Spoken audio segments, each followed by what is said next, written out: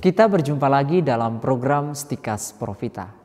Sebagai orang Katolik, kita pasti kenal yang disebut dengan sakramen tobat, sakramen pengakuan, atau seringkali disebut dengan sakramen pengakuan dosa. Ini merupakan salah satu dari 7 sakramen gerejawi yang ada dan dapat diterima oleh orang-orang Katolik secara berulang-ulang. Sakramen pengakuan dosa ini adalah sakramen pendamaian kita sebagai manusia berdosa dengan Allah, Sang Maha Pengampun. Ketika seseorang itu memasuki ruang pengakuan dan dia mengakukan dosa-dosanya dengan penuh kejujuran dan penyesalan, di sana dia menerima pengampunan dari Allah. Jadi dosa-dosanya dihapus dan pelanggaran-pelanggarannya tidak diperhitungkan Tuhan. Tetapi mungkin kita bertanya, kepada siapakah kita dapat mengaku dosa? Jelas di dalam gereja Katolik, pengakuan dosa itu dilangsungkan di hadapan seseorang yang tertabis, seperti paus, para uskup, ataupun para imam. Ya, kita mungkin seringkali mengakukan dosa kita di hadapan seorang imam. Ya, karena biasanya merekalah yang tinggal di paroki sebagai gembala bagi umatnya. Lalu mengapa kita harus mengakui segala dosa-dosa kita kepada seorang imam? Apakah karena para imam itu suci? Apakah karena dia kudus? Alasan kesucian itu tentu bukan menjadi alasan utama seseorang mengakukan dosanya kepada seorang imam. Mengapa demikian? Karena kadang-kadang kita jumpai tokoh-tokoh lain yang hidupnya suci, saleh, dekat dengan Tuhan, tetapi dia tidak dapat menerimakan pengakuan dosa. Sebagai contoh, misalnya kita melihat Mother Teresa dari Kalkuta. Banyak orang yang mengakui kesuciannya selama dia hidup, dan kita tidak meragukan hal itu. Mother Teresa adalah benar-benar suci. Karyanya sangat mengagumkan sampai saat ini. Tetapi ingat saudara, selama hidupnya Mother Teresa tidak pernah sekalipun menerima pengakuan dosa atau memberikan absolusi kepada seorang pendosa. Tidak pernah. Lalu mengapa demikian? Mengapa hanya para imam yang dapat memberikan absolusi kepada seorang pendosa? Alasannya adalah karena Kristus itu telah mempercayakan pelayanan sakramen pendamaian ini kepada para rasul dan pengganti-penggantinya, yaitu para uskup dan rekan kerja mereka para imam.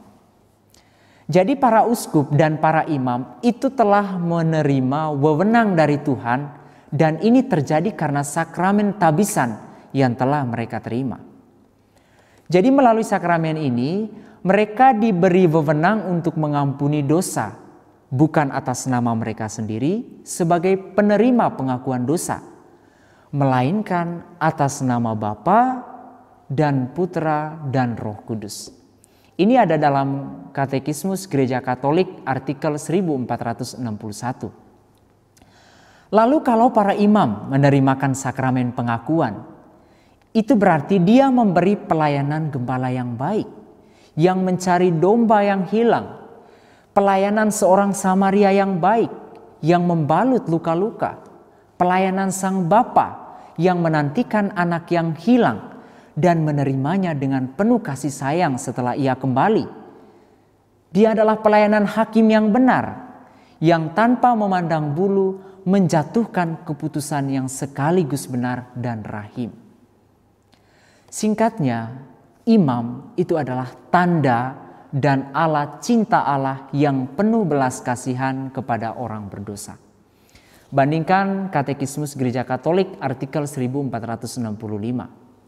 Jadi saudara, yang mengampuni dosa itu bukanlah para imam, itu jelas. Tetapi yang mengampuni dosa adalah Allah sendiri. Jadi bagaimanapun sucinya seorang imam, dia tidak dapat mengampuni dosa atas namanya sendiri, melainkan atas nama Tuhan. Dia adalah alat cinta kasih Tuhan yang maha rahim, karena anugerah sakramen imamat yang telah diterimanya dari Tuhan. Karena itu dikatakan ya dalam Katekismus Gereja Katolik artikel 1466, bapa pengakuan yaitu imam bukanlah tuan, melainkan pelayan pengampunan Allah.